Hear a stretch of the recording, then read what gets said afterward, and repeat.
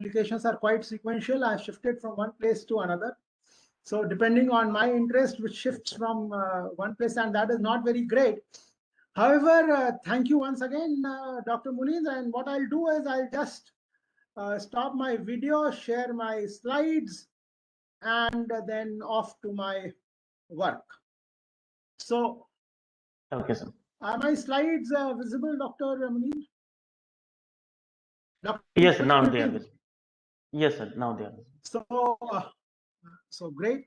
So I'll be talking of support vector machines, I should say, and I'm professor at IIIT Allahabad, and this is a view of evening view of IIIT Allahabad pavilion field, and in the lockdown period, and this was one of these days itself. So the scenery is beautiful, but without students and in the lockdown period, it is you see that it is actually very, very lonely. So without much ado, what I'll do is I'll not assume a lot of things. I'll just assume that you do not, you have a basic knowledge of machine learning, at least the terminology. And I'll start right from the beginning, and the prerequisites I'm going to try and cover, because this is the first course, and I would say so the first thing we want to understand is a vector, and why vectors are important, because when you have, say, a data set, suppose you have a data set xi, yi. So suppose you have a data set xi, yi, and we have a data set ranging from, say, we have n data points. So we have, suppose, n data points, and we also have, for example, each data point xi has a d dimensions. Now, when we say d dimensions, what we actually are trying to say is that every xi or every data point has a d features or d attributes. So we have a lot of features, we have a lot of attributes.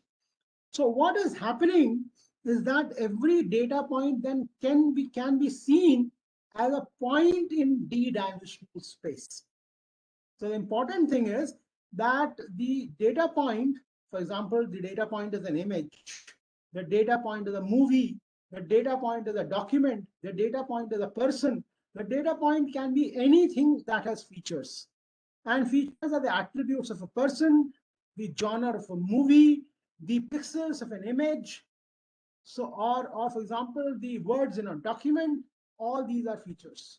And if they are D features, then the data point is said to lie in D-dimensional space. So, for example, if you look at this particular figure, this point A may be a data point, which is lying in 2D space.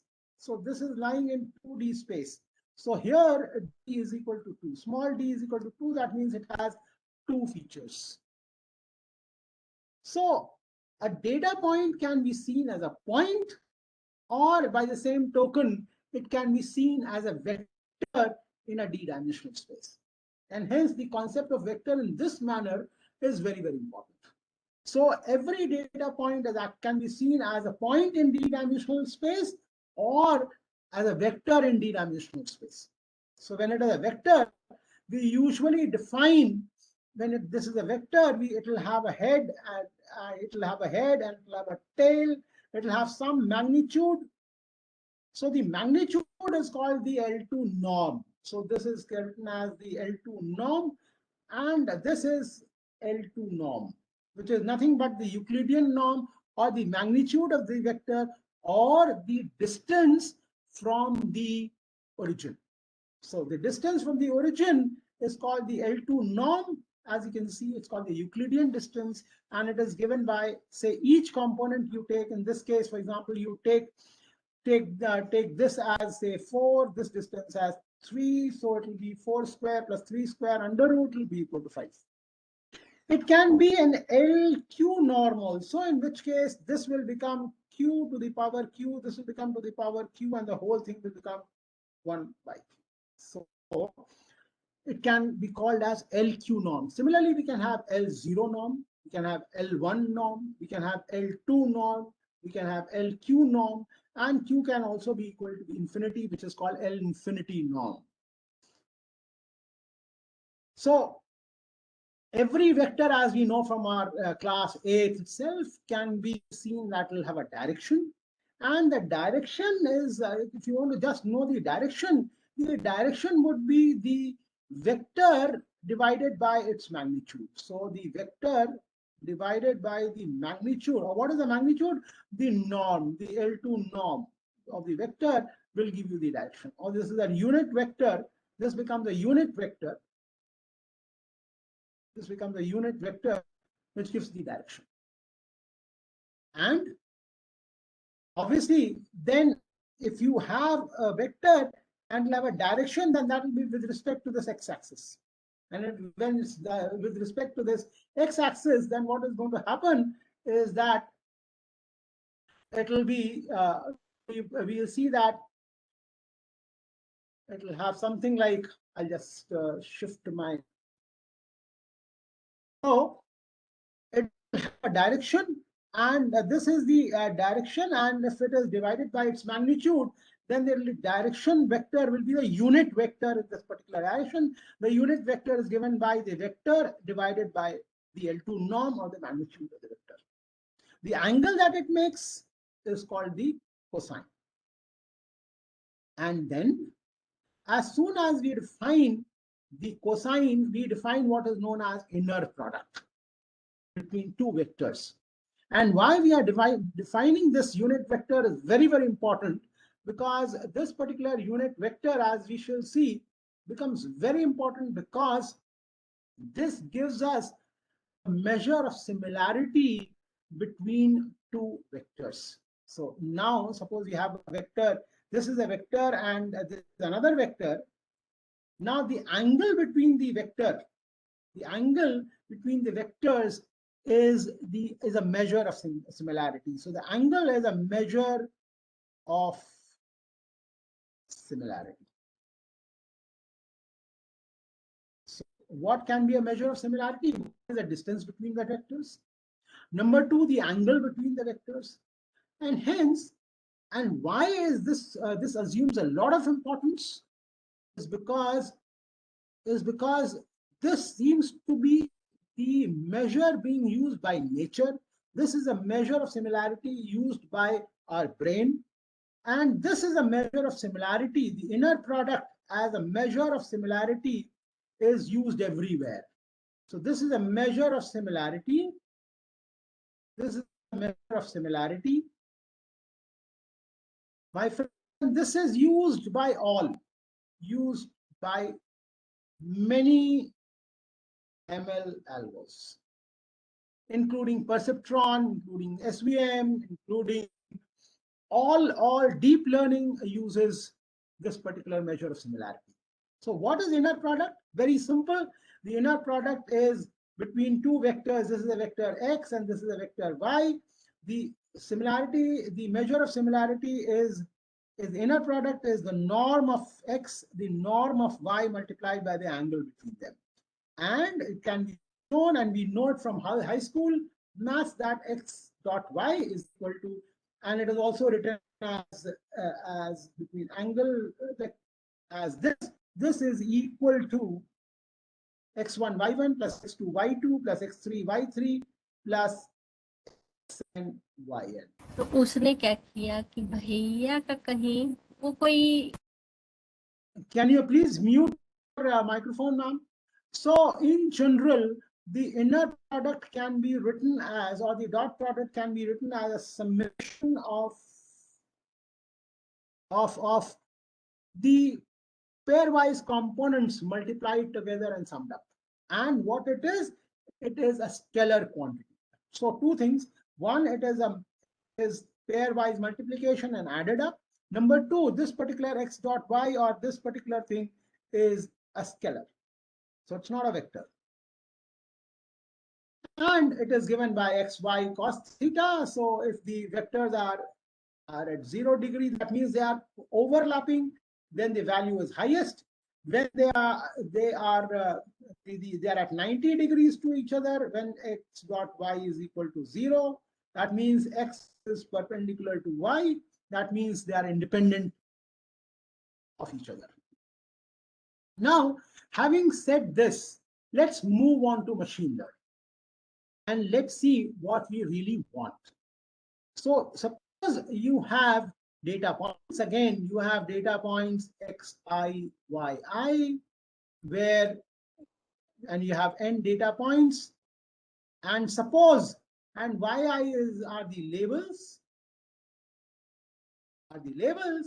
and xi is lying in one dimension. That means this case. So how do you separate these 2 points? By you have to find out a point. So we have to find out a point that separates the data lying in one dimension. So suppose you have data points xi with label yi, and there are n of them lying on a line or lying in one dimension. When they are lying in one dimension, how do you separate these 2 points, which are separable, is to find a point that separates them. Now, if you have this particular xi is in dimensions, is in 2 dimension, then what happens? When that point is in 2 dimension, then what happens is that then to separate them, you require a line. So here, xi are lying in a 2-dimensional Euclidean plane, and these are having 2 features, x1, x2. What is the label? The label here is, say, cross. The label here is plus. So this is a +1 and this -1. These are the labels.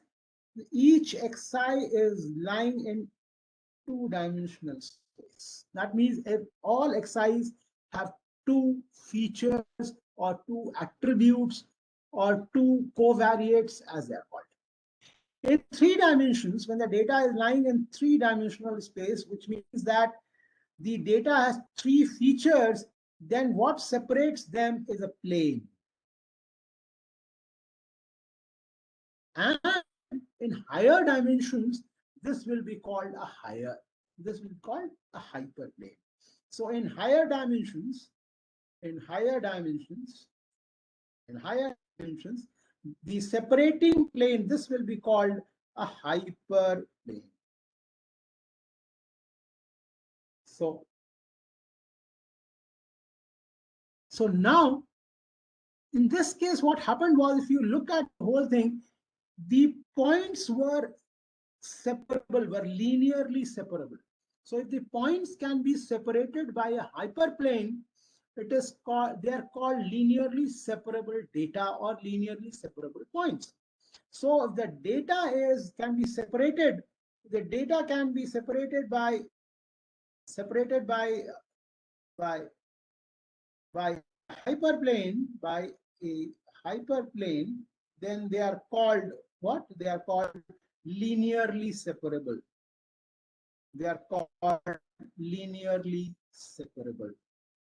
And if they cannot be separated, or they cannot be separated by a hyperplane, then they are called non-linearly separable data. Or so the data, if they are not linearly separable, that means they cannot be separated by a straight line or a plane or a hyperplane, then they are called non-linearly separable. So if the data is not linearly separable, they are called non-linearly separable. That means you cannot have a hyperplane or a plane or a point or a line separating them.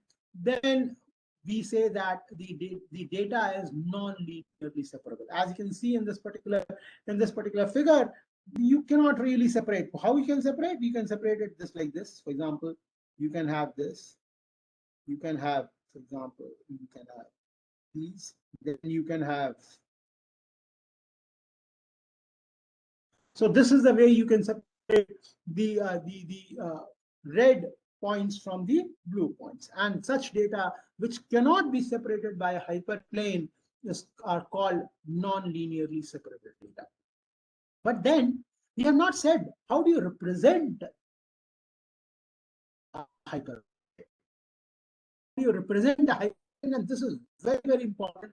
And this is fundamental to all machine learning, to all deep learning. So let's see. So in 2 dimensions, what happens? You are saying that this is the line, and this line in higher dimensions will be called a hyperplane. So this is the hyperplane. What will be the equation of the hyperplane?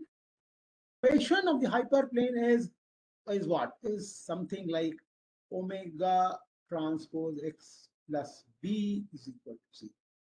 If the line passes through, say, this, then b becomes equal to 0. The line passing through the origin, and that will be this. So what is b? B is this, my friends. So what is b? Let's have a look at b. So the b is the distance from the origin. This is b. B is the distance of the line or the hyperplane from origin. And what is omega? Then omega is very interesting. Omega is the vector which is perpendicular to. So omega is a vector which is perpendicular to the line. Vector perpendicular to the hyperplane. So, and what is the equation then? The equation is if it is passing through origin, so b will be equal to 0. Otherwise, the hyperplane will be equal to, the hyperplane will be omega transpose x plus b. And here omega is a vector. This is also a vector, and x is a vector, and it has a d dimensions, and b is a scalar. And what is omega transpose x, my friends? Omega transpose x is actually the dot product between omega and x. So this will be equal to omega, which will be equal to omega 1 x1 summation I is equal to 1 to d if it has d. So simple it is. To recap, the fundamental idea is that the hyperplane equation is omega transpose x plus b, or you can write it as the inner product between and b is equal to 0. Important thing is that this is the distance from origin, and if the hyperplane passes through the origin, then no problem. Then you have the equation as omega dot x. And as you can observe that given b is equal to 0, we can say that all you need is the dot product or the inner product between omega and x. And you will see this in neural networks, you will see this in SVM, you will see this in perceptron, you will see this in regression, you see this everywhere. So how do you really classify data using these hyperplanes is very, very interesting. And I want you to absorb this so that you are able to understand. So this is the hyperplane, which is nothing but omega transpose x plus b. And these are red dots. These are, so what happens is, if you take a point, say, this is very simple. And so if you have a point, say 8,7, if you have a point 8,7, whether it is above the line or below the line. So whether it is lying above the hyperplane or below the hyperplane. So simple, you take omega x plus b, which we know that omega is 0.4, omega is 0.4. For this equation, omega is equal to 0.4, and we've seen that b is equal to 9. So this is b, which is equal to 9.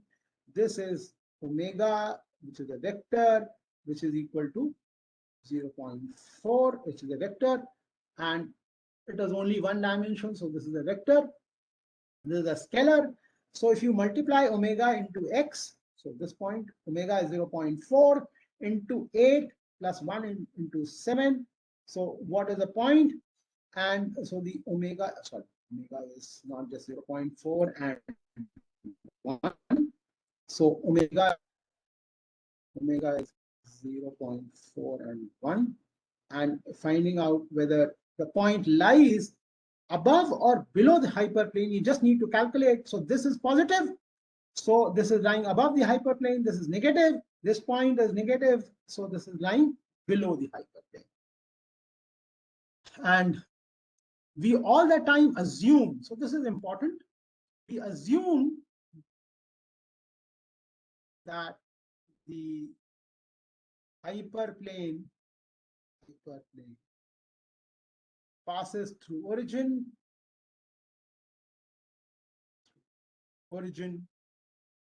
and b is equal to 0. So what you have to calculate is just omega and whether the point is lying above the hyperplane, below the hyperplane, or on the hyperplane. So now this hyperplane, my friends, is the separator or the decision boundary. So this hyperplane is the linear separator. So this hyperplane, my friends, is the linear separator. So let's start with a fresh slate now. We say that we have a data, and the data is lying, for example, in d dimensions.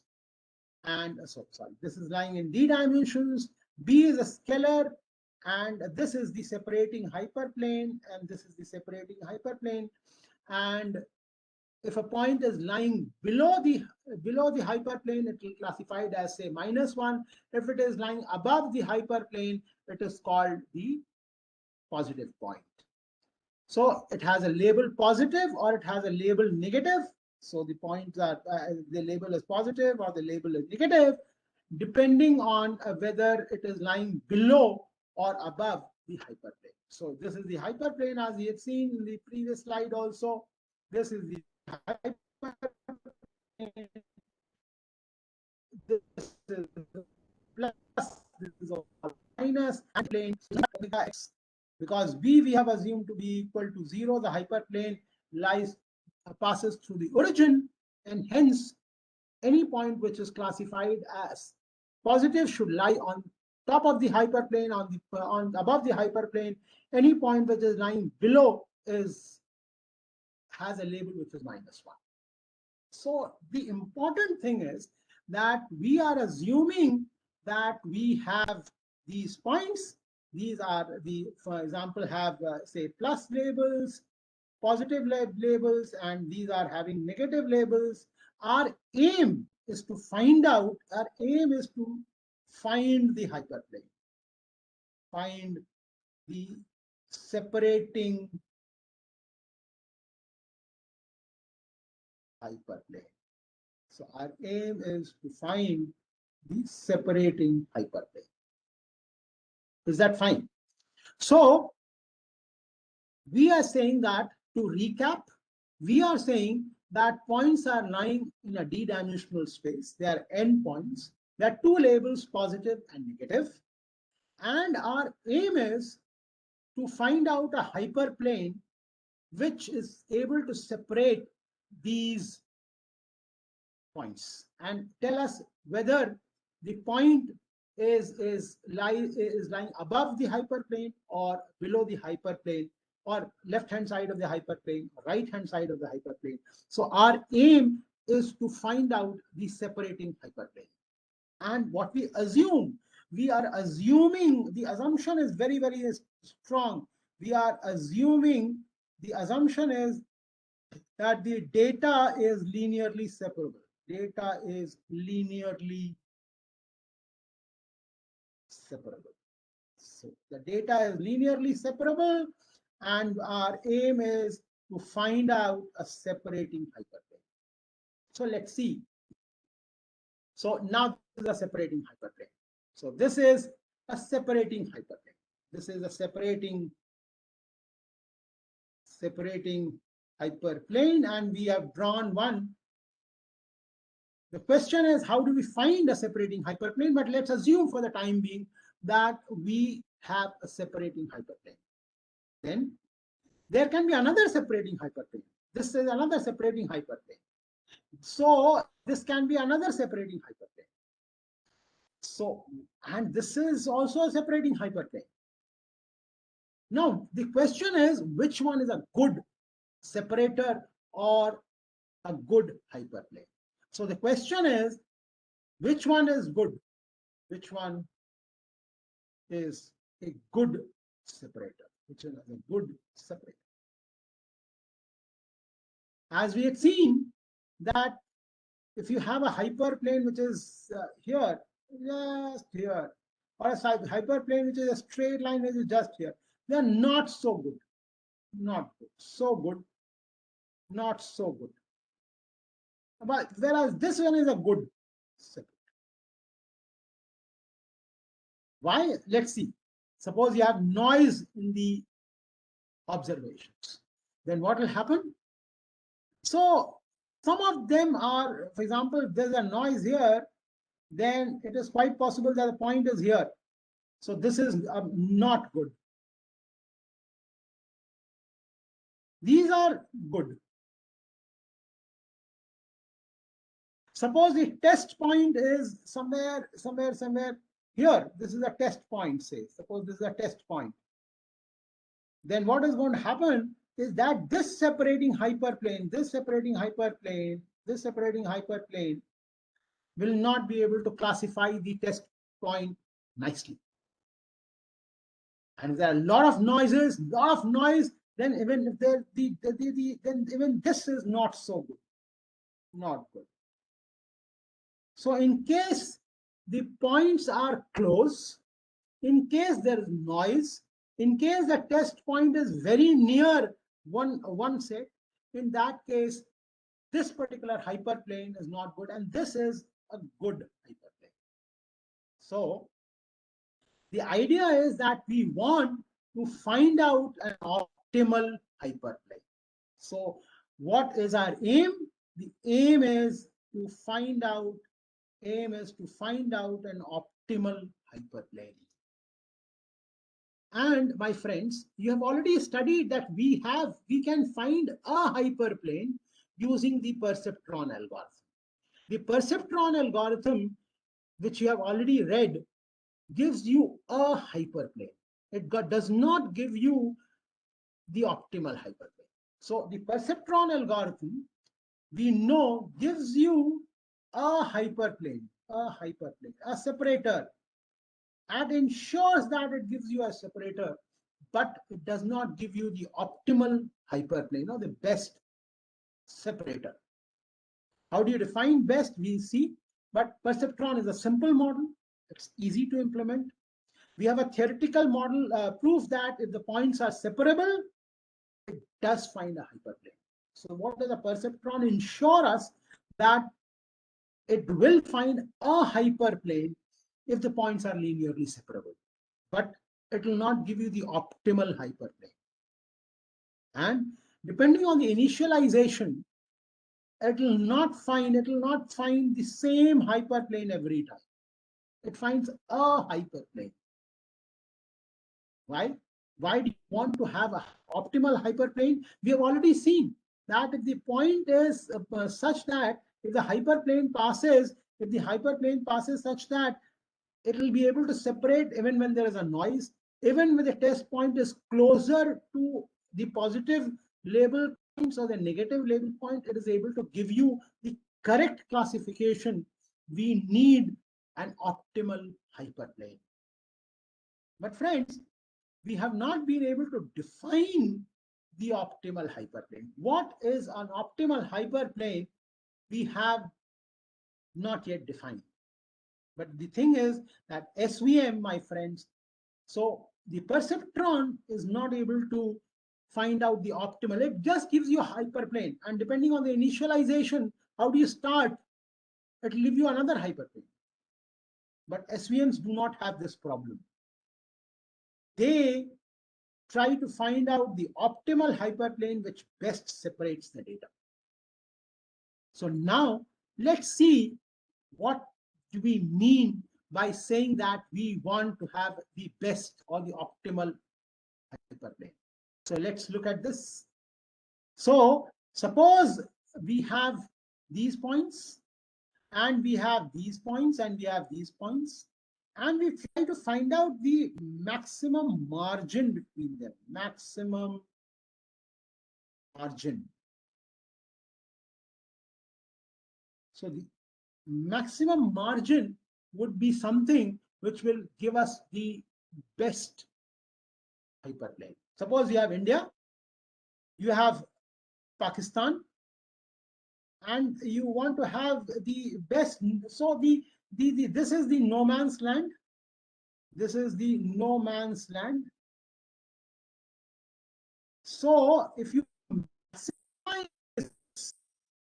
maximize this, and draw a hyperplane which is actually in the middle of this, this is the optimal hyperplane. Optimal hyperplane.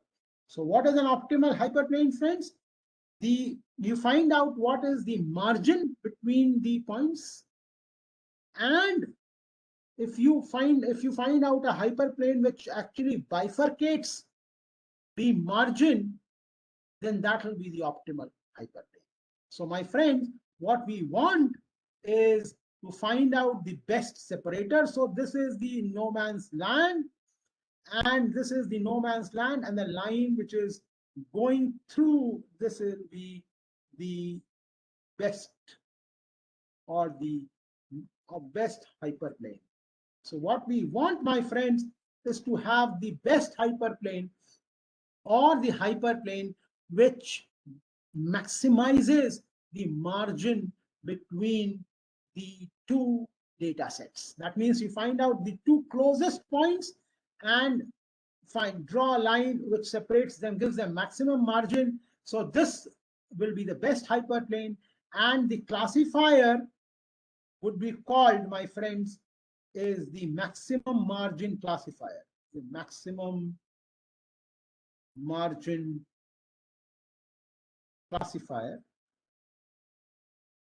or it is also called, this maximum margin classifier is also called the support vector machine. Support vector machine, or it is also called SVM. So SVM tries to find out the hyperplane, the optimal hyperplane, in the sense that it maximizes the margin. So we see that we want to have a separator which is actually a maximum margin classifier. So why maximize the margin? Because we want to reduce the capacity. I don't want you to really be able to appreciate this, but it reduces the capacity, and it gives the highest generalization. So this is a theoretical point of view. I don't want to really go into details, but let's see once again. So the recap is here. The recap says, so the recap is, we know that the points are linearly separable. Data is linearly separable. Data is linearly separable. How do you classify this data? So we can have a hyperplane. So we can have a separating hyperplane because the data is linearly separable. We know, so this is the separating line or the separating hyperplane. There can be another separating hyperplane. This is another separating hyperplane. This is another separating hyperplane. This is another set. So these are all of them are separating hyperplanes, or separating hyperplanes. And perceptron gives you any one of them. It gives you one, but all of these are good separating hyperplanes. But which is best? That is a question.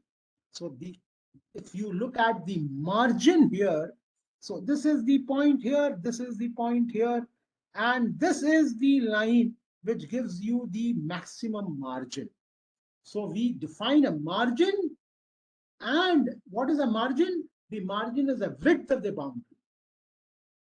And we say that, for example, you have we have two a different. So let's define a margin and let's be a little more formal.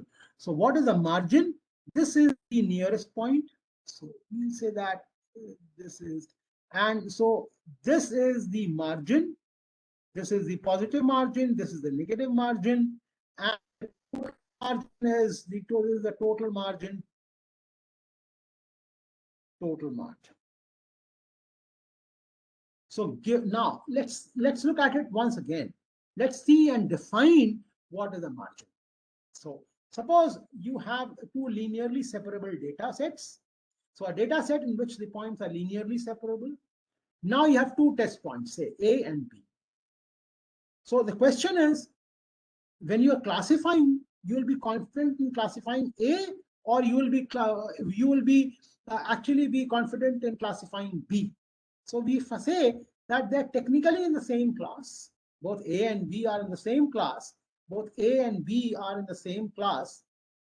But since this is far away from the hyperplane, I'll be more confident in predicting B. So we are saying that if you say that the test points are far away from the decision boundary, then the classifier is more stable. For that, what we say is that now, which one is the best? So this is a separating hyperplane. This is also separating hyperplane. Now this says that A is positive. This one says that A is this. Now, which one is best? So we say that, okay, this one maximizes the margin, and hence this is the optimal hyperplane. So for that, what we are going to do is we want to find out which one is the optimal hyperplane, and we have already seen that the optimal hyperplane would be the hyperplane which maximizes the distance between the positive class and the negative class, or in other words, which maximizes the margin.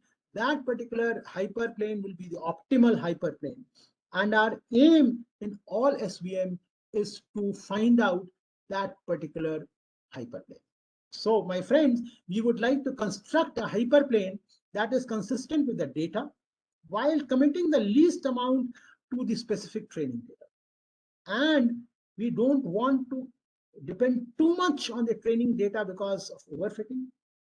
And I want to have most space possible between the decision boundary and the data points on each side of the hyperplane. So this is the main thing that we want. We want to have most space possible between the decision boundary and the data points on each side of the line to have maximum confidence in our prediction. So we say that this is fine. So I want a hyperplane like this, which maximizes the margin. Now we'll define two different margins. One is called the functional margin, another is called the geometric margin. So now let's look at some very easy maths. We said that what is the separating hyperplane? The separating hyperplane was omega transpose x plus b.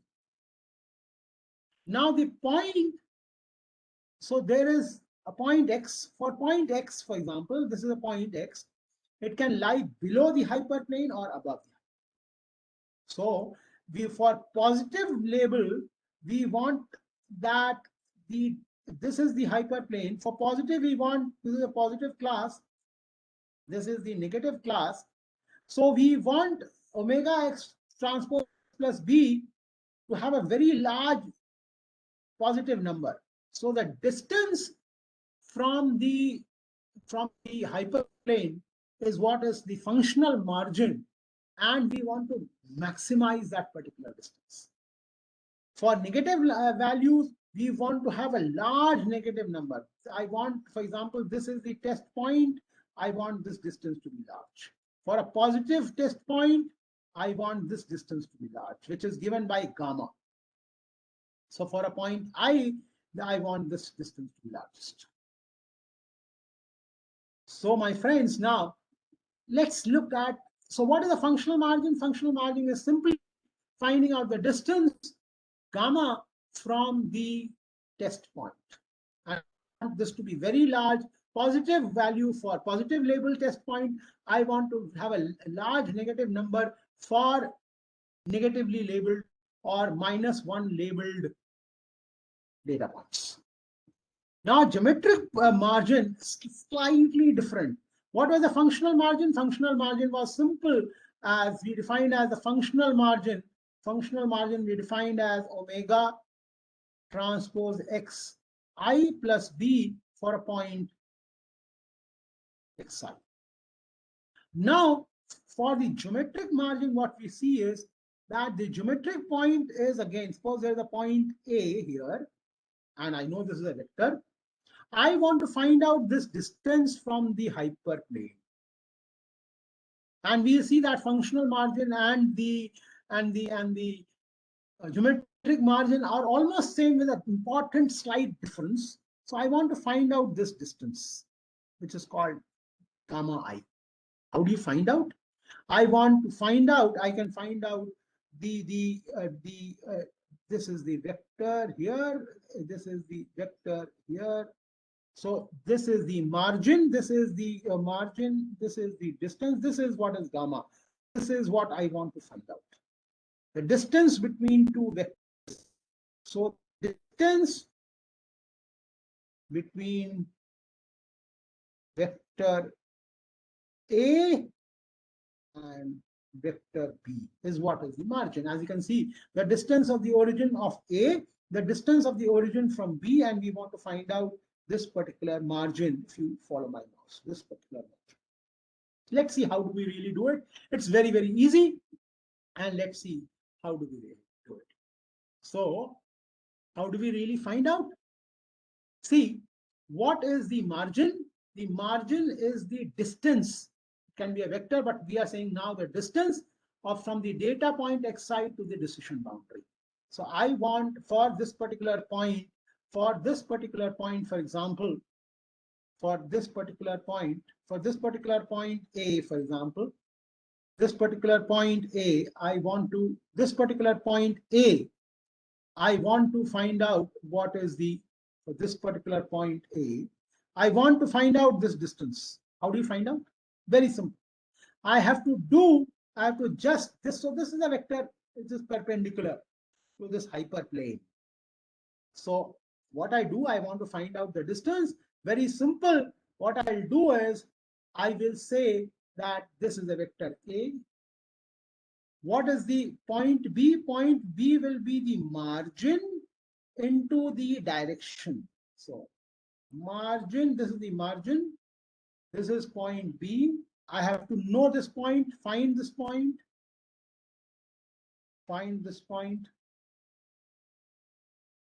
and I want to know this is A. This is the unit vector omega. What is the unit vector? Omega upon omega this. So this is the direction. This is the direction. So what is the vector here? Gamma into this will be the direction, will be the vector. And what will be B? B, very simple. A minus a margin will be equal to B. I'll just show you very simple terms. A minus a vector minus this will give you the point B. So this is the margin, and I want to find out B. So I want to find out the geometric distance. And what is the geometric distance? Geometric distance is same as the functional margin, except that omega and B are scaled by a factor of 5. So let's see. I want to find out the maximum margin, and the maximum margin, finding out the maximum margin is what SVM or linear SVM tries to do. So in that sense, the maximum margin linear classifier is the linear SVM. So this is a very, very important observation. We want to find the problem of finding the optimal hyperplane, optimal hyperplane has reduced to the problem of finding out the maximum margin. And what is the maximum margin? We see the nearest points of the positive class, nearest point of the negative class, and find out the hyperplane which maximizes the distance between the margin. So that is what we are going to do now. So let's see that we are going to find out the hyperplane, the maximum margin hyperplane, and the maximum margin hyperplane, my friends, we are going to have a look at now. And let me set my slides first so that, yes. So the maximum margin linear classifiers are what are called vector machines. Any questions so far? Anyone? Any questions, please? So if there are no questions, we'll see how do we really proceed. And we know that we want to go and find out the maximum margin and the optimal hyperplane, or the hyperplane which maximizes the margin between the positive class, or in this case the red points, and the green squares. So I want to find out hyperplane. So this is the hyperplane I wish to find out. So this is the hyperplane which I wish to find out, and I want to find out the hyperplane which separates this particular.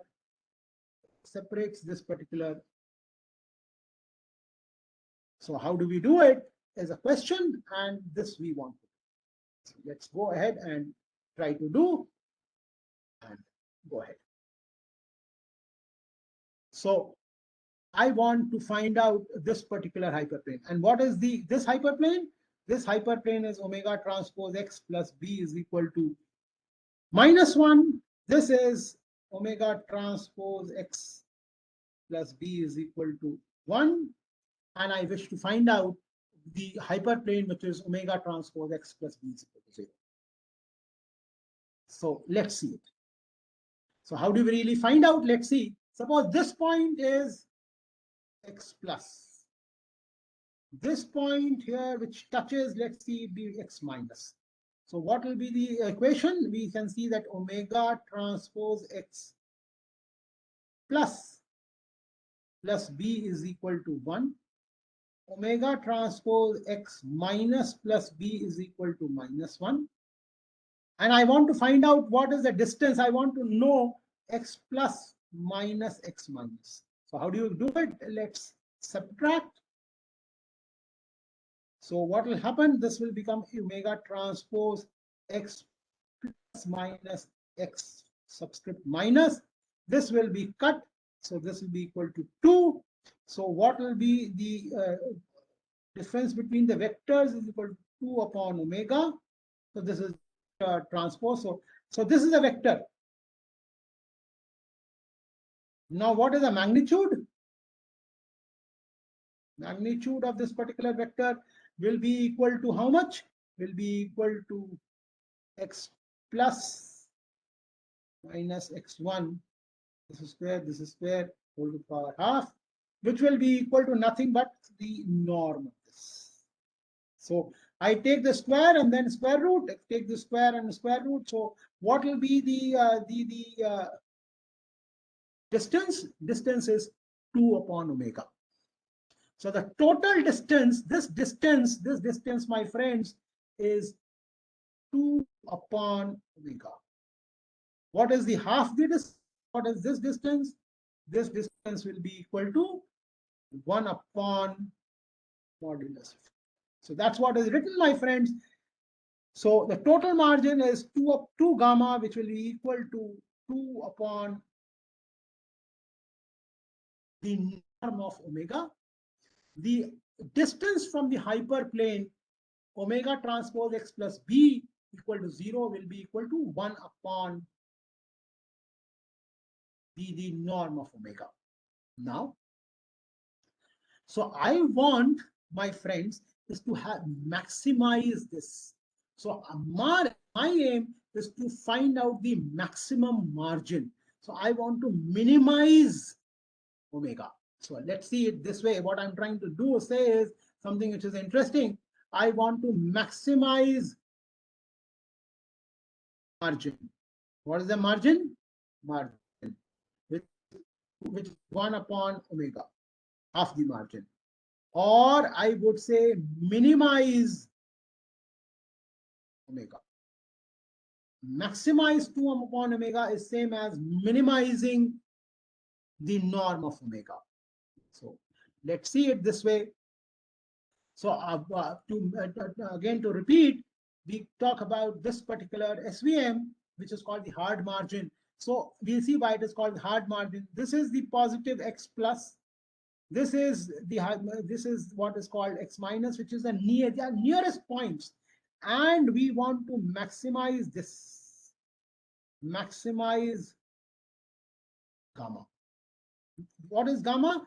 Gamma is equal to 1 upon norm of omega. This total is how much? 2 upon norm of omega. And maximizing this becomes minimizing omega, norm of omega. So we want to minimize the norm of omega. Find out a hyperplane.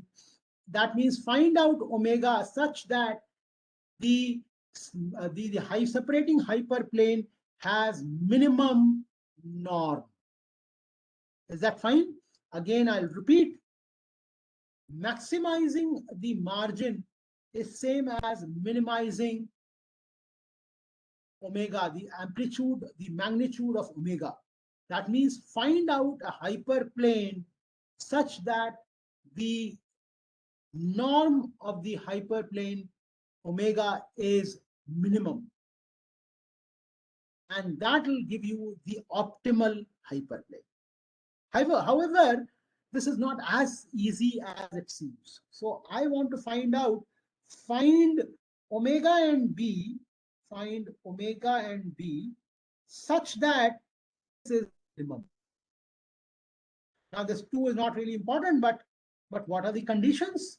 The conditions are these two. These two are the conditions, my friends. What is the condition? That omega transpose x plus b should be equal to 1. And for negative points, omega transpose x plus b is equal to minus 1. These are the two conditions. That means the hyperplane should be lying in between these two. We cannot really find out, say, suppose I don't have these constraints, then what is going to happen? I will find out this line for omega is equal to 0. So I don't want this. I want these two constraints to be satisfied. And what my friends people did was a brilliant idea. Let's see what is that brilliant idea. The brilliant idea is that, as you can see, you will see that the idea that people had was very, very simple, but very, very, very powerful. Is that, let's see in a minute, that the idea was that this is, for example, omega I is the label, which is equal to +1 or -1. Now for negative points, for yi is equal to -1, what is the condition? Omega transpose x plus b should be equal to -1. And for y is equal to +1, omega transpose x plus b is equal to +1. What I do is I multiply yi with this. So that's what they have done. So they have done yi into omega transpose x plus b is equal to, it will remain 1, because if omega transpose x plus b is equal to -1, then multiplying it by -1 will make it 1. And if you have a positive point, that means yi is positive, then from omega transpose x plus b is equal to 1. Multiply it for two positive numbers, it will still remain 1. So what is going to happen is that we multiply by the label. Multiplying by the label, if we have yi into omega transpose x plus b, will always be positive, even if this is 1 or this is -1. So that's what we have done. And so this is the constraint. So this is the constrained optimization problem that we need to solve. So this is the constrained optimization problem. This is the constrained optimization problem that we need to solve. And what is that constrained optimization problem, my friends, which we need to solve is minimize for omega and find out the minimum value of omega and b such that the norm is maximized. That means this particular norm is minimized, sorry. So find out omega and b such that norm square omega is minimized, subject to the conditions of the two hyperplanes multiplied by their labels, that is yn omega x n plus b should be greater than equal to 1. If these two conditions are satisfied and we are able to solve this particular optimization problem, then we can find out omega and b corresponding to the optimal hyperplane. So this is what we are going to do. We are going to find out and solve this particular optimization problem. So now, before we go ahead and start solving this particular optimization problem, we look at one variant of SVM. We say, and that is what is called the soft margin SVM. What is the soft margin? Is that you allow some errors. What is this? You allow some points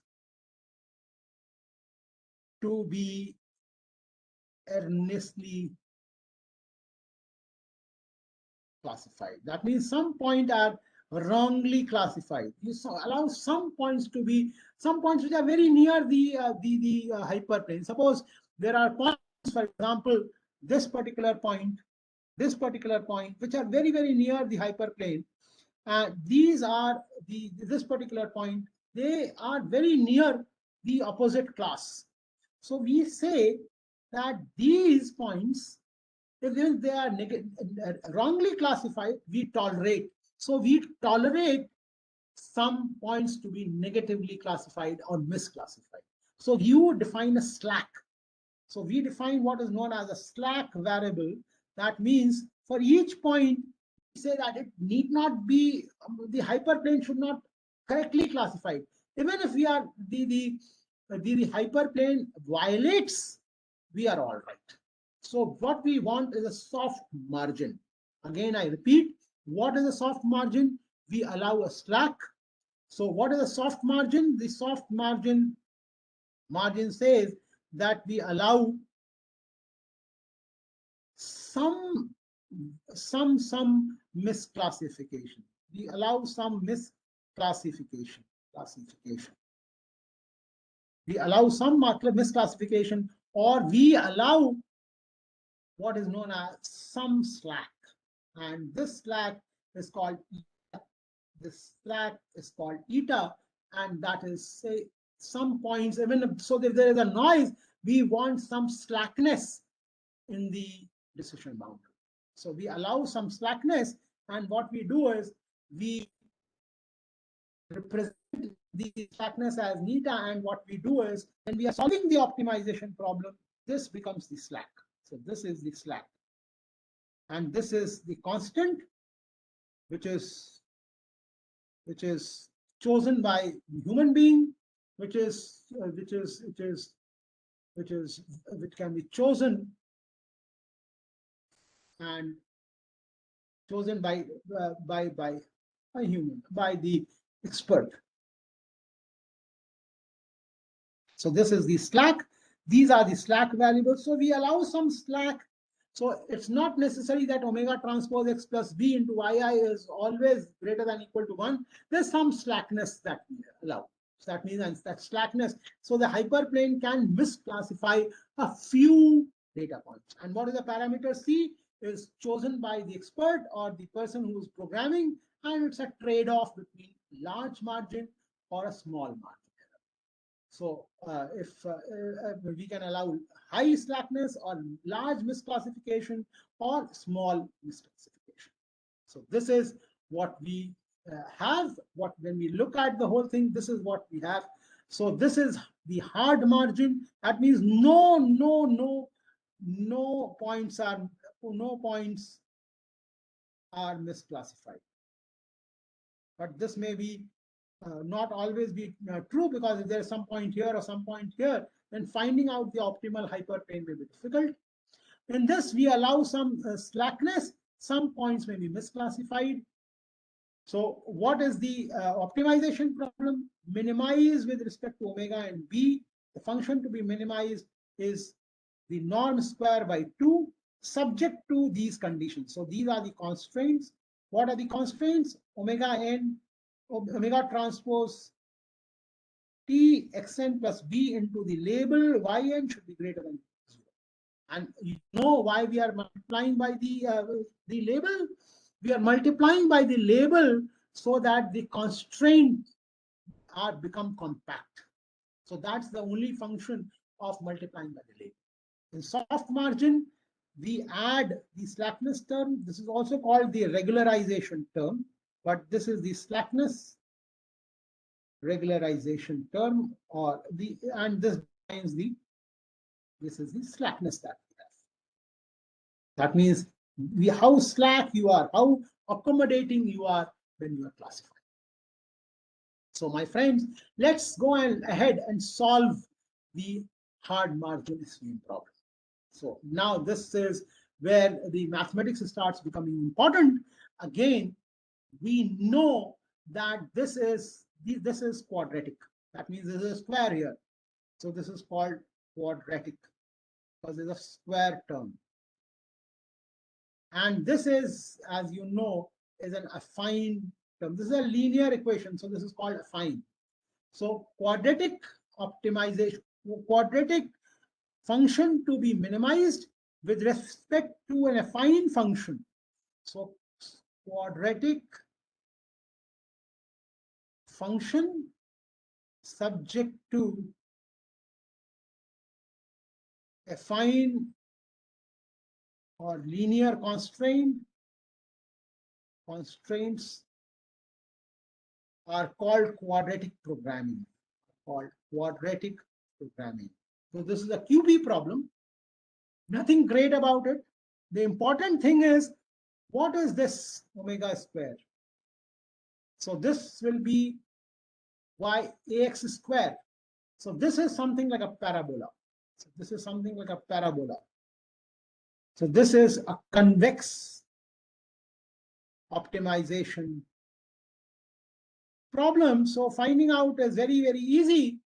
You just differentiate it, equate it to 0.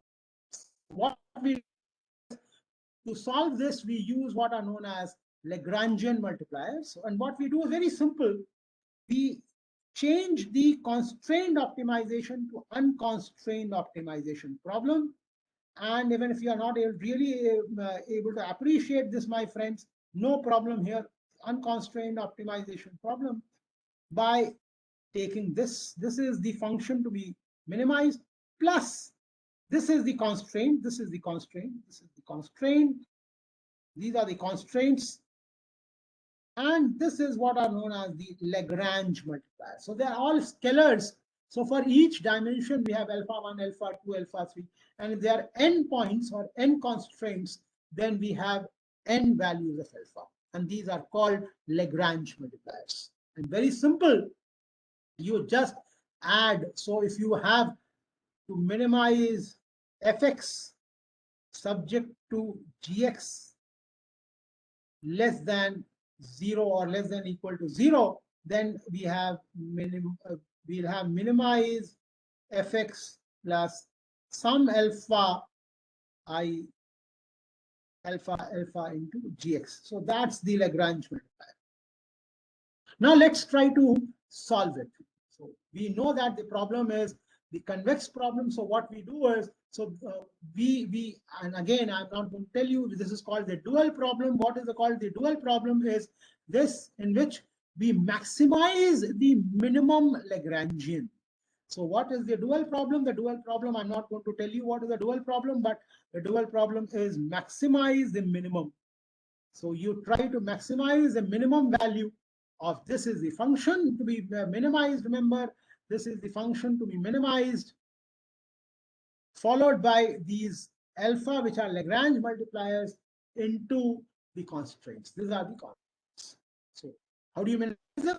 We knew that this is either concave or convex. So we just differentiate with what are the parameters? Minimize with respect to omega and b. So differentiate with respect to omega, differentiate with respect to b.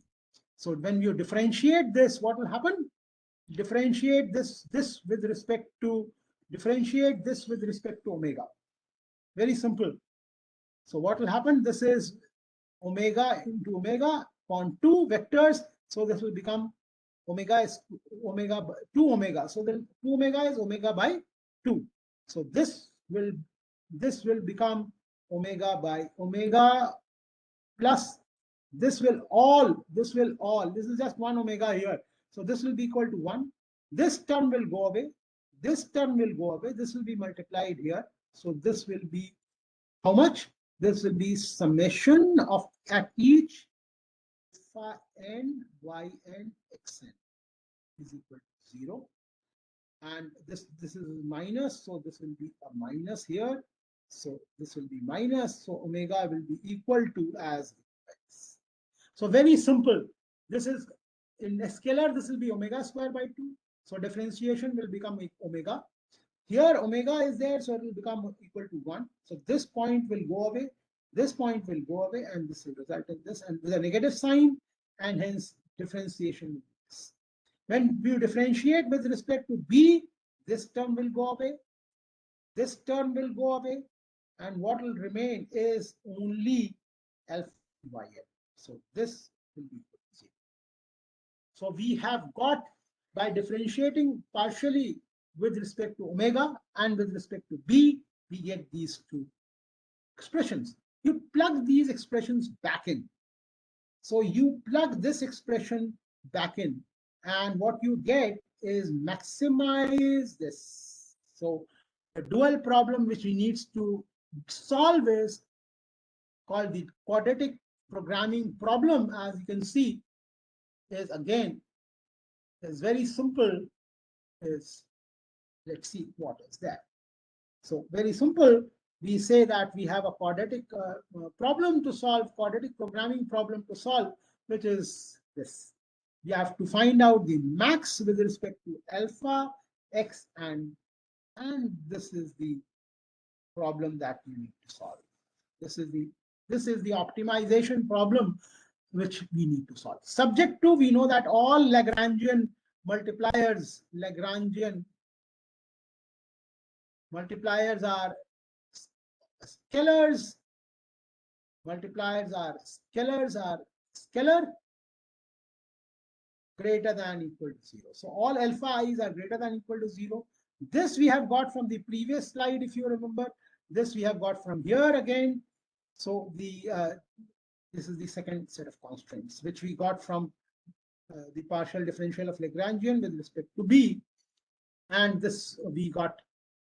This implied that alpha I y I.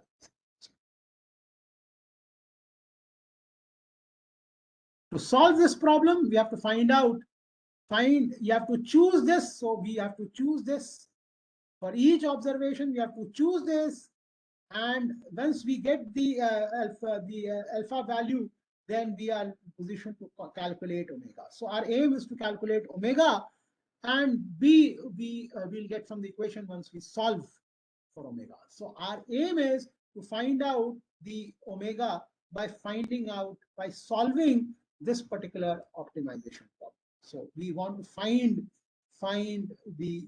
optimal omega by solving this particular optimization problem, which is a quadratic optimization problem. Observations, we find that most of the time we'll see, and most of the values of alpha will be equal to 0. We'll find this, and I'm not going to solve this for you here, but we find that for most values alpha i's are going to be 0, and only for points here, only points here, these points that alpha is are non-zero. All other alpha is will become equal to 0. And this is because of what is known as the KKT conditions, which we are not going to talk about. So what we are doing is we have found out points, we have found out omegas, and all the points which are for which the alphas are non-zero are these points. These are called the support vectors. And this is the optimal hyperplane. These are called gutter. So this is not the gutter. These points are the gutters, and the points which are lying on this gutter are called support vectors. So let's see. So the observations are all the vectors for which the alphas are non-zero, for all the non-zeros, provide the necessary support in finding out the optimal omega, and hence they are called the support vector, and hence the name support vector machine. So going back to the maths and going back and seeing what we can really understand by doing it, let's see. Let me make it large, and then, so the idea is here that we are going to solve this particular optimization problem. And by solving this optimization problem, we find that the problem is essentially convex. Maximizing a convex is minimizing a concave, and we can solve this. We solve this using some available. So you can solve this using solvers, available solvers, and once we are in a position to solve it, we'll be getting the values of alpha, which will give us the values of omega. I'm not solving it because most of the time we can solve it on MATLAB, we can solve it on Python, we can use CVX solvers, or we can use some solver, quadratic programming solvers, or we have libraries available in Python to be able to solve this particular problem. So solving it, we find that the omega is equal to summation n is equal to 1 to n, and this will give you the optimal value of omega. We have already seen it. B can be found. Once we have found this, then we know that because of the KKT conditions, most alphas are 0. Most alphas are 0, are equal to 0, except the ones that are lying on these dashed lines. They are non-zeros.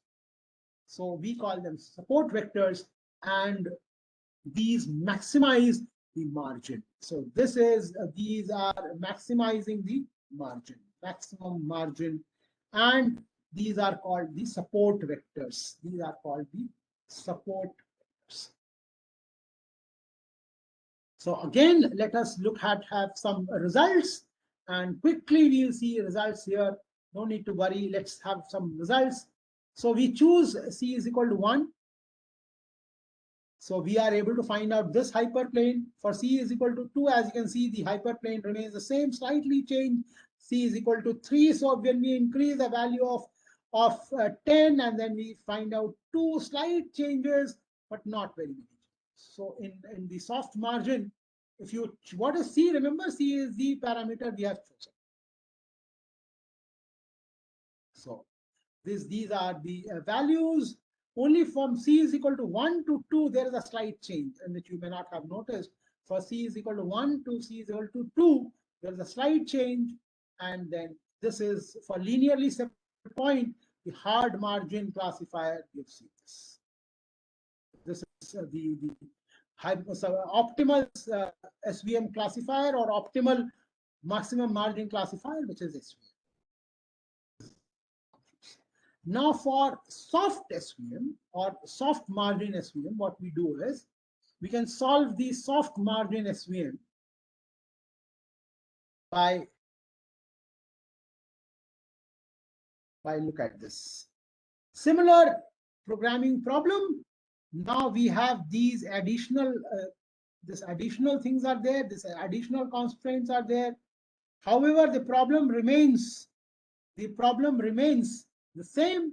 And again, it can be solved using the Lagrange multipliers. And again,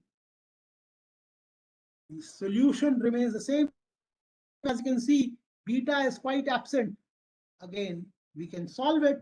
This is C is equal to, this C is the slackness, allowable slackness that you have. So this is the amount of slackness that you can tolerate. And again, we can solve it. We can form a dual problem here and use some solver, existing solvers, to be able to solve this soft margin. So again, the same thing, no change. This is, for example, here we have three types of support vectors. One are which lie on the boundary, the second which are lying within the boundary. These are lying within the boundaries. These are lying outside the boundaries on the wrong side of the hyperplane. These are lying on the boundaries. So in soft margin, there are three types of support vectors. Lying inside the margin, lying on the margin, lying on the margin, lying within the margin, lying on the negative side. And these actually define the separating hyperplane. So now these results are there. As the points are, again, we allow some slackness. So these are the, for C is equal to 1, these are the point support vectors which are lying on the hyperplane. These are wrongly classified. So these are within support vectors within the margin. This is a support vector on the wrong side of the hyperplane. Now, depending on, now we are going to change C is equal to 2. We find that we have a better classifier. C is equal to 5. We have a better classifier. So we have to experiment with different values of C to be able to get better and better classifiers. Now, this is a recap of what we have done. This is the hard margin classifier. This is the soft margin classifier. This is the dual problem which we have tried to solve. And if you look at the soft margin, hard margin classifier, this is the problem of hard margin classifier. This is the problem of soft margin classifier, where we have added a slack variable, a slack term here, and a slack term. So, and which allows us to tolerate some errors. Now, let's look at a few things more. So when we are looking at a few more things, I'll just quickly tell you that we can, instead of having a binary classification, so SVM, my friends, is a binary classifier. So what we can do is we can go in for multi-class SVM. So how do we go in for multi-class SVM? So SVM is a binary classifier, only binary classification. Does only classification. And what we want, suppose you have multi-classes, then what we can do, I'll just give stuff. So what we can do is we can do what is called one versus rest, or one versus all. So I'll say, okay, one set of points. For example, what I'll do is I'll take these as one class, all of these as the same class. So this is one class, this is the other class, and do classification as one versus all. So we do classification as one versus all. And we keep on repeating it. So what we have done is we have classified, we have changed the problem of multi-class classification to a binary SVM problem by doing one versus all or one versus rest classification. So this is what we are doing. We are saying that these are all positive examples, these are all negative examples, and we find out a classifier. Then what we do is we take, okay, this versus the rest. So we have another classifier, then this versus the rest. So we have another classifier. So we can do multi-class classification using this iteratively, that is one versus all, one versus all, one versus all. And this is how we can change the problem of multi-class classification, SVM, multi-class SVM, into a binary class SVM. So I'll just leave this. Now, what happens when, Dr. Munindra, do you have time? Hello? Yes, sir, we do have. Okay, so I'll take some 15 minutes more to introduce you to the wonderful world of non-linear SVM. I'll not go into details of non-linear SVM, but let me go into how does a non-linear SVM work. Let me give you an idea. So let's see what we are trying to do. So we now have data which is not linearly separable, not linearly separable, and most of the real world data is non-linearly separable. They are not linearly separable. All real world data comes into this. So can we use SVM to separate non-linearly separable data? So now that is a question, my friends, that we are going to answer. But before we are going to answer this, let me make an observation. How do we make what if you want to have non-linearly separable data? What are you going to do? What to do is the question. What to do? What to do? So you can do two things. Number one, make data linearly separable. The other thing that we can do is make classifier non-linear. So you can do two things. Number one, make data linearly separable, or make the classifier itself as non-linear. So this can be done. Making data linearly separable is what is known as the kernel classifiers, and we can have what is known as kernel SVM here, or non-linear SVM we call it. The other, making the classifier non-linear, is a huge field now classified as neural networks. So we can make the classifier itself non-linear, and the entire deep learning neural network works in this particular philosophy. That means we can have a non-linear classifier. We can make the classifier itself as non-linear. So friends, what I'm going to talk about today is the kernel classifier, or making the data linearly separable. We'll try to have a transformation, and the transformation is something like this. We have a transformation. This is the non-linearly separable data. As you can see, this is a non-linearly separable data. We apply a transform phi so to make it linearly separable. So what we are going to do is we are going to make the non-linearly separable data as linearly separable by using what is known as a kernel trick. So let's have a look. So we have this data is non-linearly separable. This data is not linearly separable. For example, these are concentric circles. So can we have a linear classifier? No. We have concentric circles,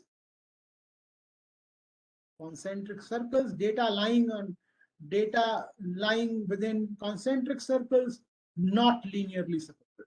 Not linearly separable. That means you cannot have a hyperplane to be able to separate these two points. So for example, again, part of the data is here. So you can have a classifier like this. So, but you can have a non-linear divider. You cannot have no linear separator, or no linear separation or hyperplane. hyperplane is not possible. So what we can do is, as you can see, this particular problem, I have lifted this data. I'm going to lift this data, lift this data. So using some transformation, I've been able to lift the data here. Now I can use my linearly separating hyperplane. So what I can do is, they have a transformation here. I can apply a transformation. So I have a transformation here, which makes data linear, which makes data linearly separable. So here is a transformation which is making data linearly separable. So let's have a look. So again, for example, this particular regression problem, you cannot have a good, the linear regression will not work very well. So what I do is, I do a transformation. For example, I do this transformation. So data lies on a hyperplane in higher dimension, so you can have a linear regression. Instead of having in one dimension space, so I can fit data in a two-dimensional space, linear regression. Similarly, if you have concentric circles, so the data is lying within a circle, that the data is outside, you do a transformation phi, and then this particular thing maps here, these yellow crosses, blue crosses, and you can separate them in a different space. What is the transformation phi? This is the transformation. So the idea is that we transform the data and take it to a different dimension and separate them. So what is the idea?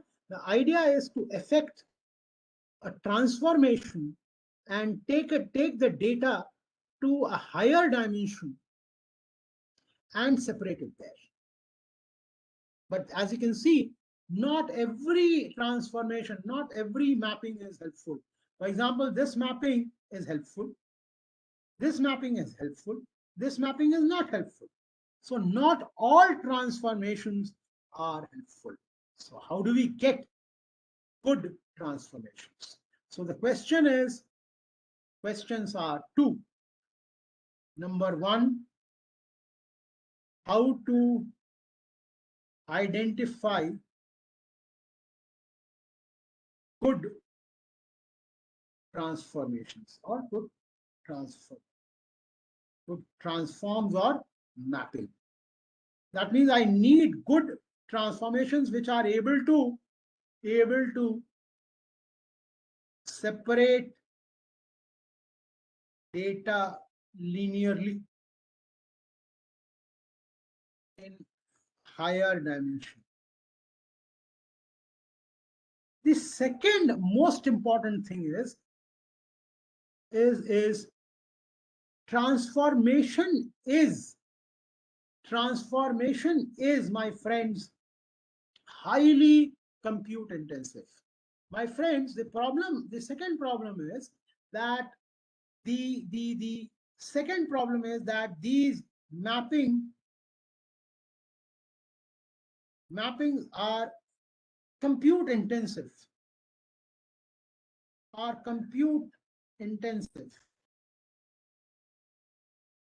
And can we really do it? And I'm just trying to engage you as to what should we do so that the whole exercise, so that means this particular x to phi x is compute intensive, it's highly complicated, and the amount of resources that you require is too much.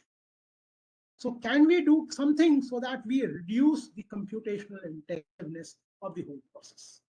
And this, my friends, is what is known as a kernel trick.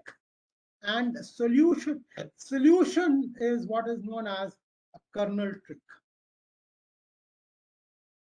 And let's look at the whole thing, and let's look at what we are really trying to do so that we are able to understand. So for that, let's look at the quadratic programming problem first. So let's look at the quadratic programming problem. Let's look at the quadratic programming problem. So we say that in the quadratic programming problem, let's look at the quadratic programming problem. Here is it. Here is it. So what is the quadratic programming problem? The quadratic programming problem, my friend, is this. Look at this expression. Summation ij alpha j yj x. So what is the data here? So in this is important. Let's break it down. So alpha I alpha j multiplication determines whether this pair of observation is relevant or not, because alpha i's are 0 for all others except which are lying. That means what are the points which are non-zero? We knew that more for all points for which are not support vectors, alpha is 0. So alpha I into alpha j determine only whether the pair of observations are relevant, whether they are support vectors or they are not. So not important. They are not a part of the decision making. They are only determining whether a pair of observations are relevant in for the decision boundary or whether they are not relevant for the decision boundary. But once the decision boundary is done, then we are not really bothered. To classify a new test point, we are not really bothered. Then again, what does yi, yj do? Why these are labels, either +1 or -1. So not really important. If both of them are yi and yj are positive, then points are belonging to the same class, because if yi is equal to 1 and yj is equal to 1, again yi yj is positive. If yi is -1, if yi is -1 and yj is also -1, that is that they are belonging to the same class. Again, we don't have, if yi is equal to +1, yj is equal to +1, same class. If yi is equal to -1, yj is also equal to negative class, then again they belong to the same class. But if yi is equal to +1, yj is equal to -1, different class. If yi is equal to -1, yj is equal to +1, again different class. So this particular thing again is not going to doing anything great, nothing great. But then let's the third one is very, very important. This particular in expression, this thing is the decision maker. This is how similar the xi and xj are to one another. This is a measure of similarity. So this is this particular thing. What? The inner product between xi and xj, very important. The inner product between xi and xj determines how similar the points are. They determine, the inner product determines, my friends, I want your full attention here. The inner product is what is important. The inner product the inner product judges the similarity. Inner product judges the similarity. Is very, very important. The inner product, I repeat, judges what judges the is xi and xj, or in higher dimension phi xi, phi xj. So the question is, do we need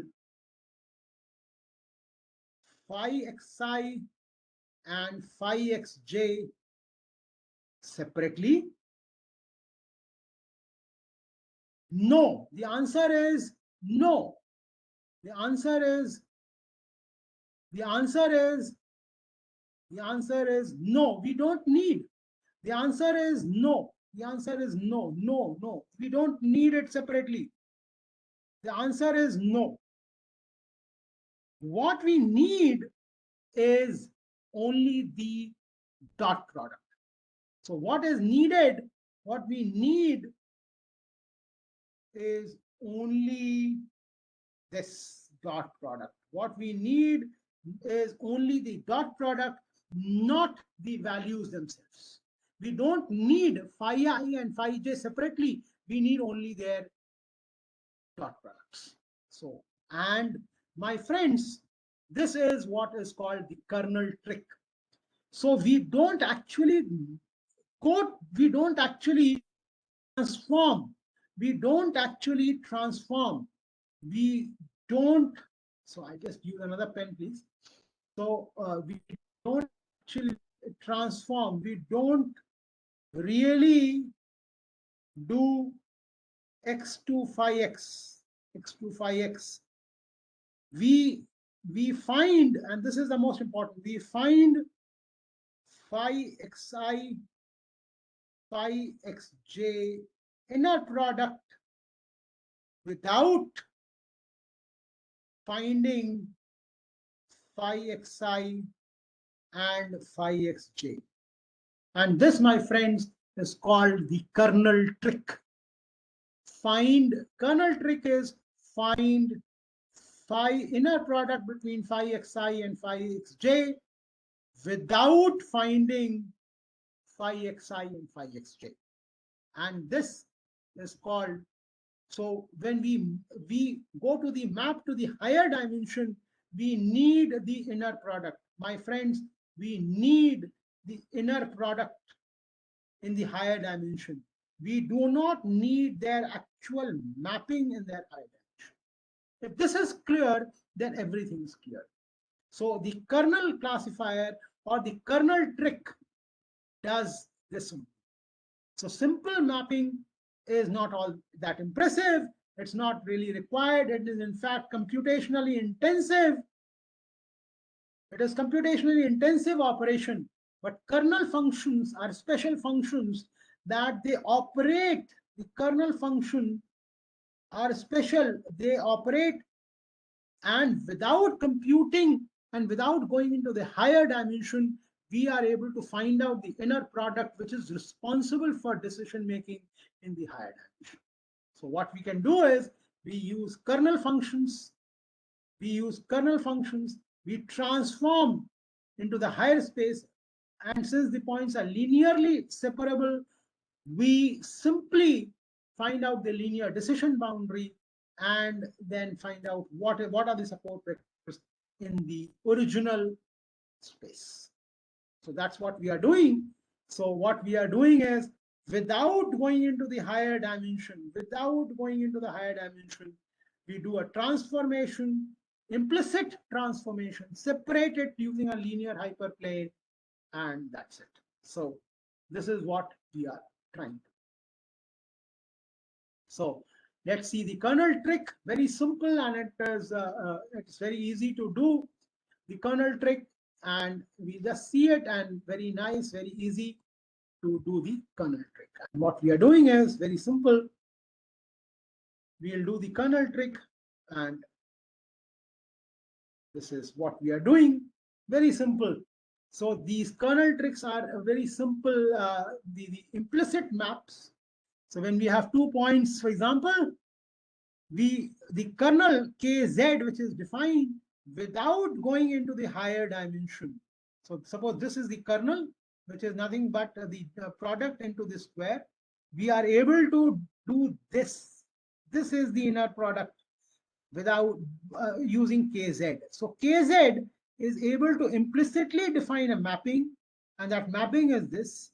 Without going into the higher space, we are able to calculate this. Another example. So what does the kernel function do? The kernel function takes you to a higher dimension, calculates the mapping without actually doing the mapping or applying the mapping to each data point. So let's see. So the functions are called kernel functions, which are able to do this. So the kernel function implicitly, that is not really going a feature mapping. It takes to and maps it to a new feature space. So by calculating the kernel function, we say that we are in a position to calculate. So you are not doing this. You're not doing this. You're simply finding out the dot product in the higher dimension by calculating the kernel function itself. There are different kinds of kernel functions. These are all kernel functions which define certain properties. Examples, we have the kernel functions are linear kernel functions, quadratic kernel functions, polynomial kernel functions. Most important, the radial, the Gaussian kernel. So if you want to find out the distance, if you want to find out the inner product in the exponential space or in very high dimension, you have to just calculate this. And the radial basis function calculates the dot product or the inner product in the higher Gaussian space. And this is called the radial basis function. Gamma is a hyper function, which is called hyperparameters, which is called the kernel bandwidth. So nothing more to say about this. Some example.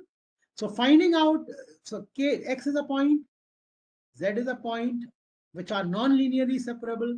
You want to find out their dot product in the RBF space or the Gaussian space. Find out the kernel. This particular thing is actually the dot product. So what I'm trying to show you is that this particular thing, this particular exponential is actually the dot product.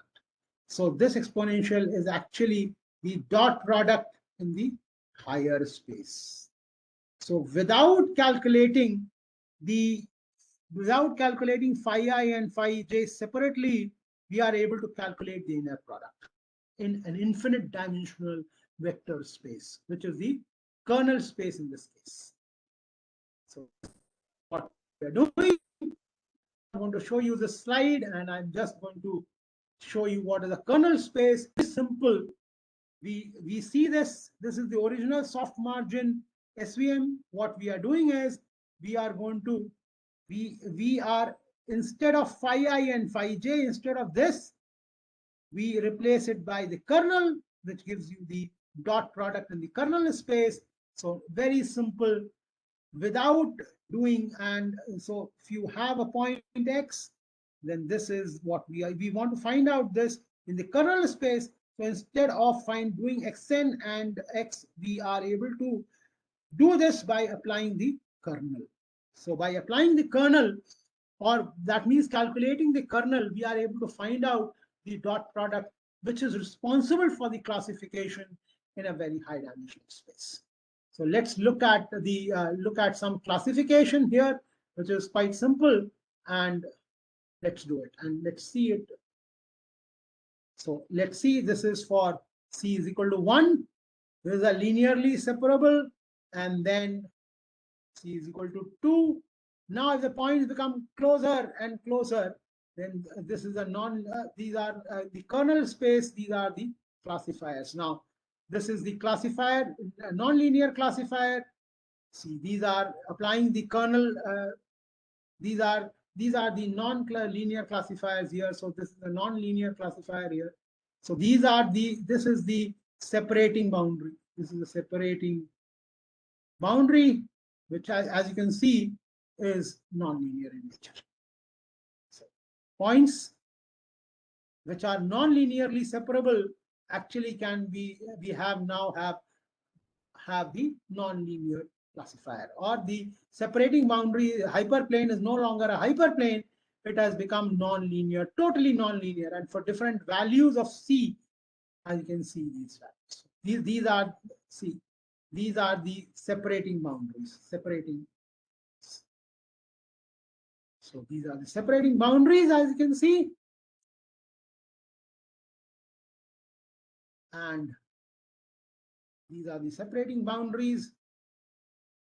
And as you can see, for different values of c, and c is a kernel width, these are all RBF kernels.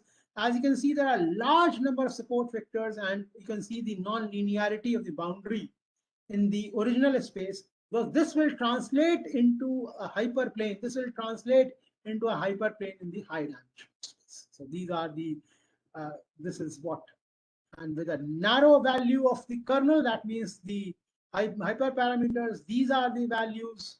So this is how the hyperplane of the high dimension gets translated into a lower dimensional non-linear boundary.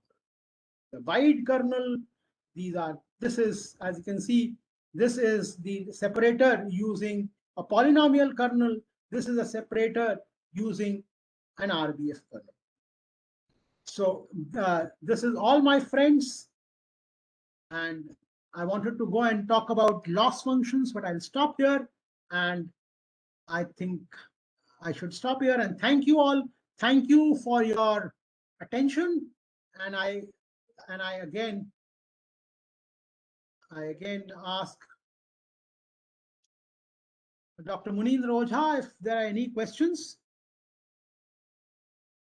Sir, actually, there is one question, and she's asking, what is the difference between multi-class versus one versus all? So, if you could just elaborate for a few minutes on that. How did you convert the binary classification into multi-class classification? Okay, what I'll do is I'll again, since let me do it.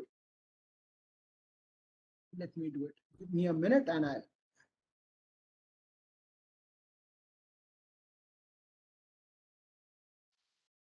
So let me go to that particular slide so that we have more clarity there. Sure, sir. So it will take a minute to go up that particular. There it is.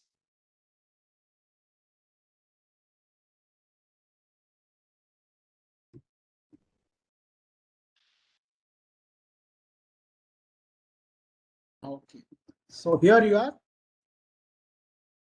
So what we are doing is,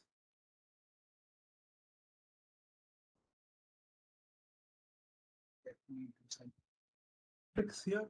So what we do is, number one, the easiest way of doing it is we say, suppose we have these points, and we are, as I'm showing you, we are having 3 slides here. We are having 3 slides here.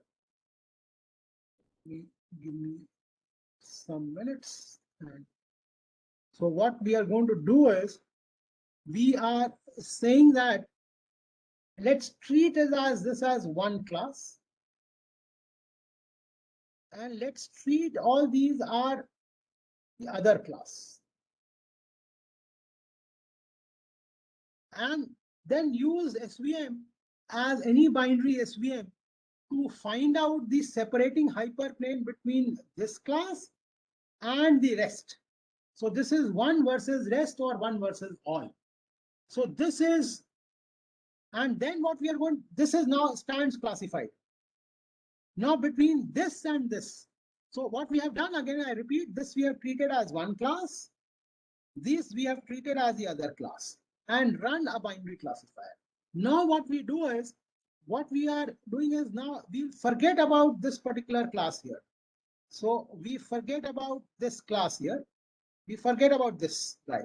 Now between these fellows, what we are going to do is, we are going to take this as one class, and others are belonging to the other class. All, if there are more than one, also other class. So what we are going to get is, we are going to get a hyperplane which is going to separate these two. And then this is how we are going to get between this class and this class, this class and this class, this and this class. So we are going to find out, we are going to have 3 hyperplanes like this. We are going to have these 3 hyperplanes like this, and we are going to restrict it, this, and this. So this will give you the multi-class classification.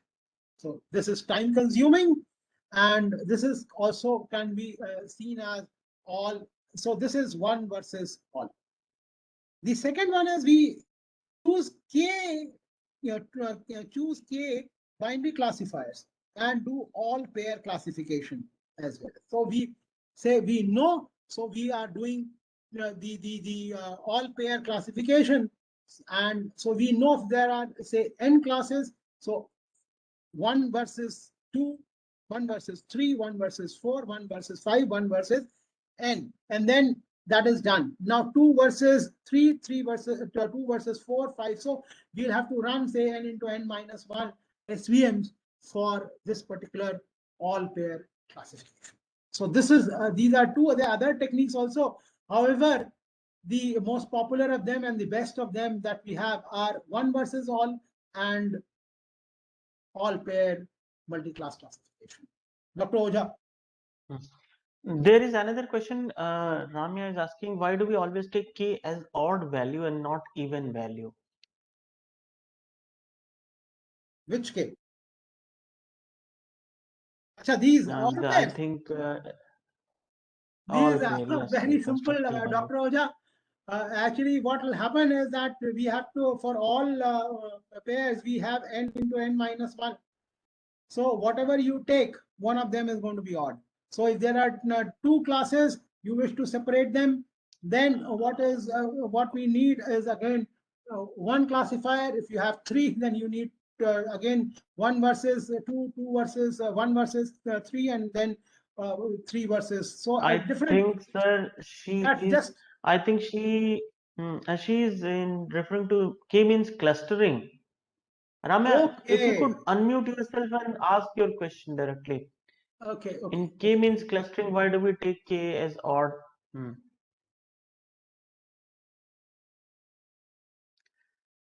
I think the answer is in common sense at both places. Okay, so if you have to separate two classes, then you need one separating hyperplane. If you want to have 3, then it will require 3 of them. And to have 4, you will require 1, 2, 3, 4. Again, so depending on the number of clusters or classes that you form. So if you do it, two classes, one classifier, 3 classes, 1, 2, 3, 3 of them. So if you keep on doing it, probably I have not looked at it, but probably you'll get the answer. So the answer is more common sense than something which is scientific. Okay. Yeah, right. Okay.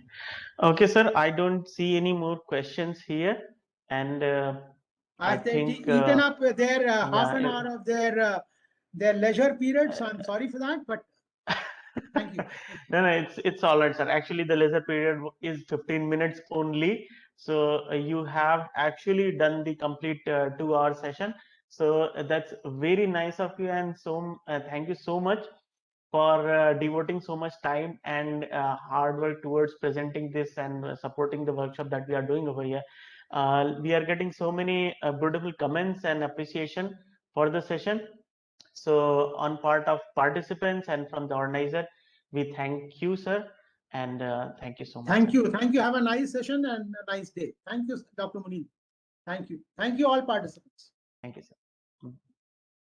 Goodbye, sir.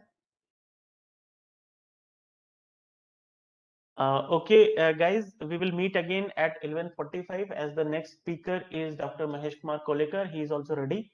So we have 15 minutes break, and after that we will assemble again.